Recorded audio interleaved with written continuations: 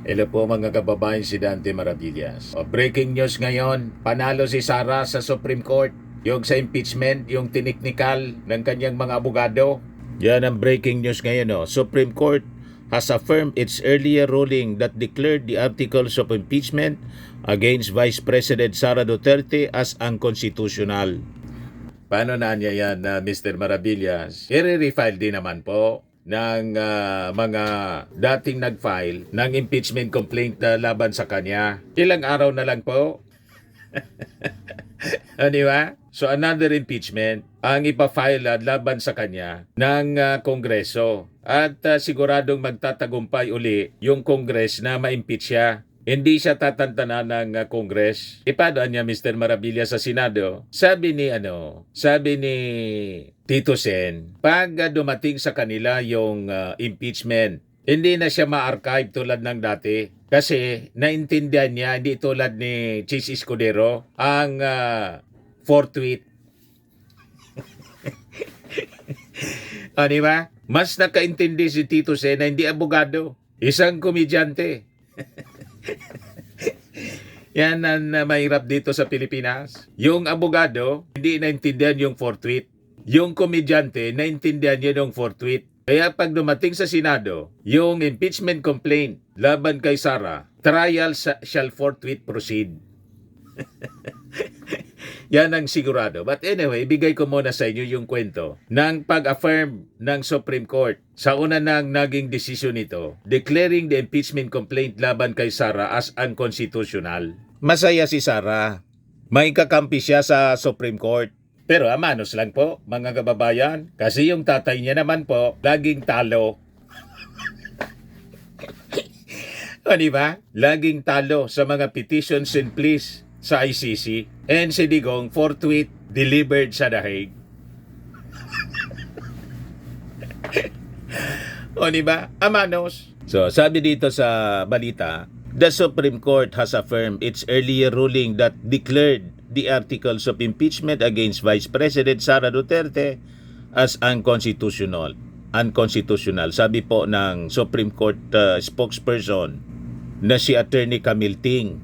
Unanimous po, by a unanimous vote of all those participating, the Supreme Court in bank denied with finality the motion for reconsideration filed by the House, which sought to reverse the decision that declared the articles of impeachment against Vice President Sara Duterte as unconstitutional, sabi po ni Ting. In July 2025, the Supreme Court ruled unanimously and deemed that the articles of impeachment are barred by the one-year rule under Article 11, Section 3, Paragraph 5 of the Constitution. To recall, sabi dito sa balita ng GMA, 3 impeachment complaints were filed against Duterte noong December 2024, all of which were connected to the alleged misuse of confidential funds. It was the 4th impeachment complaint that was endorsed by over one-third of lawmakers from the House of Representatives and was later transmitted to the Senate as the articles of impeachment. The House of Representatives then filed a motion for reconsideration, arguing that the archiving of the first 3 complaints was done after the transmittal of the 4th complaint, thus not initiating the one-year ban. O ito po yung announcement ni Supreme Court spokesperson Attorney Ting.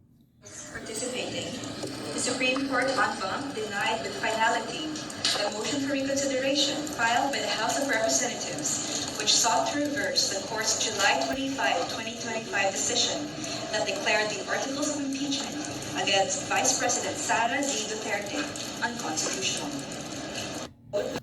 Paano anya yan, Mr. Maravillas? Walang problema po. Patapos na rin po yung 1 year, barul. O diba? And another impeachment complaint will be filed laban po kay Sara Duterte. At syempre, magiging maingat na yung House of Representatives. So di daan po sa gustong mangyari ng Supreme Court. Nasabi nga po ng mga congressmen, mabuti na gano'n para doon pa lang sa Congress mga kababayan through the House Committee on justice, parang may trial na rin. Di ba? Doon ilalantad na yung lahat na parang Senado na rin. Pag nangyari yon, baka maging blessing in disguise pa ito mga kababayan. Na pag naipresenta yung mga ebidensya na napakalalakas, syempre full coverage yung media. Doon pa lang mga kababayan, ma-expose na po yung mga ginawang kabuktutan ni Sara Duterte sa paglustay ng pera ng bayan. O, di ba? Ito yung mga reactions ng ating mga netizens. Supreme Court is just reaffirming its previous ruling. February is just around the corner. Yun nga po, yung sinasabi natin. Inupuan pa ng matagal ng Supreme Court yung motion for reconsideration. Yan naman pala, i-reaffirman lang yung previous decision nila. Sabi ni Godfrey Ivan Bores, then thy will be done. February 26, A1. Sabi ni Trinidad Mark, sinadya ng Supreme Court kasi malapit na ang February 6, pwede na ulit na magsampa ng bagong impeachment. Sabi ni Jumel Brosola, okay na yan, at least ilang araw na lang, pwede na siya ulit sampahan ng impeachment. Sabi ni Dan Gallianero, the truth will prevail, the evil will fall. Sabi ni Juna Isabel Goliban, ang tanong ngayon, may pipirma pa ba sa 2026 impeachment? Wala na yung King Martin nila, hindi na mahagilap. Sabi ni Carl Gonzalez, tama lang, nasa ICC litisin si Dugong. Sabi ni Mario Maurer Albiar, tama ang Supreme Court dahil hindi sapat na basihan ang 125 million confidential funds dahil cleared na ang COA at may audit report. Hindi man po tinake up doon sa desisyon ng constitutionality ang tungkol sa kaso mismo ni Sara. Yung procedure ng pasa ng articles of impeachment ang in question. Hindi po yung mismong laman ng articles of impeachment. Kaya malabo yung reactions po ninyo. Ayan the High Tribunal declared the impeachment complaint against Sara Duterte unconstitutional, citing a technical violation of the Constitution's one-year bar on such proceedings as well as failure to observe due process. Hindi man po tinake up. Technical lang po, hindi nangangulugan yung laman ng yung mga kasalanan ni Sara as cited in the articles of impeachment, pinawalang sala si Sara. Hindi man po pinawalang sala si Sara. Technical lang yung proseso. Naintindihan na po. Sabi nga ng ating Pangulong Bongbong Marcos sa interview, tulad ng paliwanag ng mga legal experts, the Supreme Court ruling on Duterte's impeachment has no bearing on merits. Ayan pakinggan natin yung ating Pangulo. The merits of the case were not examined by the Supreme Court. This doesn't mean, this does not decide the merits of the case. It just talked about procedure. So the procedure was faulty, was lacking. So yun ang assessment ng Supreme Court. It has no bearing on the rightness or wrongness of the impeachment case. And your reaction, sir, dun sa naging pagboto po ng Senado to archive. Nasabi niyo, sir, kayo, interested observer po kayo. Kaya nga, so I've observed that they voted in, that's it. Malinaw po. Yun din ang sabi, nauna nang sinabi ng mga legal experts. Hindi man po tinakol yung merito kasi ang question po, yung technical nila, yung proseso ng pag-file ng impeachment. So, hindi nawala yung kasalanan ni Sara Duterte base sa mga nakapalaman sa articles of impeachment. Anyway, patapos na rin po. Almost immaterial na yung naging desisyon ng Supreme Court, mga kababayan. Kasi patapos na rin yung one-year bar rule. Then, the House of Representatives can again initiate an impeachment complaint. In fact, naganda na po ngayon yung iba-ibang grupo para mag-file ng impeachment complaint uli laban kay Sara Duterte. Kaya lang, inunahan ng mga grupo nag-file ng impeachment laban sa ating Pangulo. Kaya ang mangyayari niyan, may impeachment complaint sa ating Pangulo na nandun na sa Committee on Justice. Then, sunod po sa February 7, mag-uunahan po yung mga grupo para mag-file ng impeachment complaint laban kay Sara Duterte. So yun po yung mangyayari.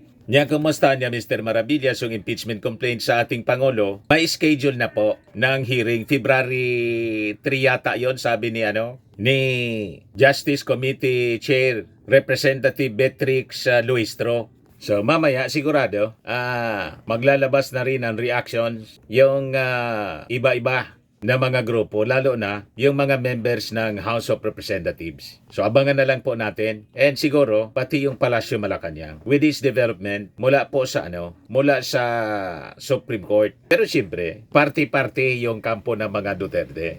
Pero sabi nga natin, anyway, amanos naman po, panalo si Sara dito sa Supreme Court, talo siya sa ICC. Pero Mr. Maravillas, di ba, sabi papalitan na si Kaufman bilang abogado. Kumambyo si Sara. Tuloy daw, mga kababayan uli si Kaufman. Ay, ito pa. Ang mga detractors at ang mga supporters sa legal team ni President Duterte na hindi sila satisfied sa ginagawa ng legal team. Tama ba ang pagka-ano ko? Yes, ma'am. Oo, tama ang pagkasabi ko sa tanong.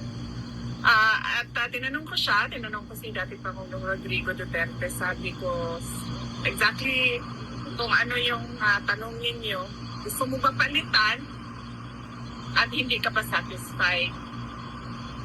Sabi niya, hindi palitan, pero meron siyang mga instructions na ibinigay kabahin sa legal team. So, hindi ko nasabihin kung ano yung mga instructions dahil naman ay hindi na mahalaga. Kahit magpalit pa, palitan hindi palitan po, malabo na manalo sila. Sa ICC kasi mga kababayan, bigat ng ebidensya ang tinitingnan. Yung ebidensya mabigat kasi sabi nga natin, ang ebidensya mula mismo sa bibig ni Digong. Recorded yung mga utos niya, mga kababayan. Then, recorded din mga kababayan kung ilan yung namatay as a result ng kanyang kill orders. Tokang-tokang, ejike. Di ba? So, yun man lang po mga kababayan yung ating short video ngayon. Ako po si Dante Maravillas. Bye-bye. God bless.